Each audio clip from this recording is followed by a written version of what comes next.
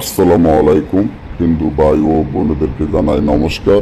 অন্যান্য ধর্মের জাতি ভাই ও বোনেদেরকে জানাই আদাব। আমি তান্ত্রিক বড়ুয়া। আজকে শত্রুকে গাছের শুকনা বান মারার নকশা। শত্রুকে গাছের শুকনা বান মারার নকশা, কিভাবে আপনি আপনার শত্রুকে গাছের শুকনা বান মারবেন তার সম্পূর্ণ ভিডিওটি দেখে বুঝে শুনে যদি কাজ করেন তাহলে আপনার শত্রুকে চিরদিনের জন্য গাছের শুকনা বান মারতে পারবেন।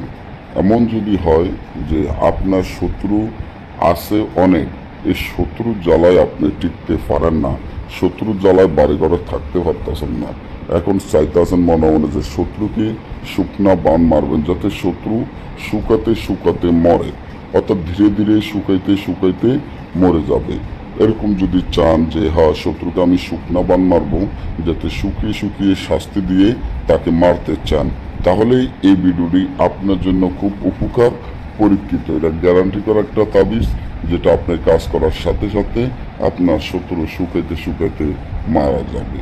তবে এই ধরনের কাজগুলা না করে ভালো। তারপরে আপনারা চেয়েছেন, আমি দিয়ে দিলাম যাতে আপনারা কাজ করে আরাম পান বা কাজ করে আপনাদের সফলতা আসে। তার জন্য আপনারা কি করবেন, যে তাবিজটি দেখতে আছেন এই তাবিজটি যেভাবে আছে এইভাবে কাফানের কাপড়, আমাবস্যা মানুষ মারা গেছে, আমাবস্যা মাটি দিছে এমন কাফানের কাপড় কিনে তাবিজটি কাফানের কাপড়ের উপরে লিখবেন। লিখে শত্রুর নাম, শত্রুর পিতা মাতার নাম সুন্দর করে তাবিজের নিচে লিখবেন। লিখে একটা গজাল দিয়ে গাছ সেদা করে গাছের ভিতরে তাবিজটি গজাল দিয়ে সুন্দর মতো ঢুকিয়ে দিবেন।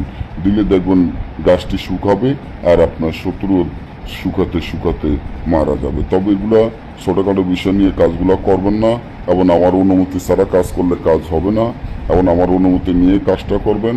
বা যদি নিজেরা না পারেন তাহলে আমাদের থেকে কাজ করে নিতে পারেন। আসনের খরচ ছাড়া বাড়তি কোনো টাকা লাগে না, যেটা আপনাদের মালামাল কিনতে খরচ, ওটা দিলে আমরা গ্যারান্টি সহকারে কাজ করে নিব। সবাই ভালো থাকবেন। ধন্যবাদ।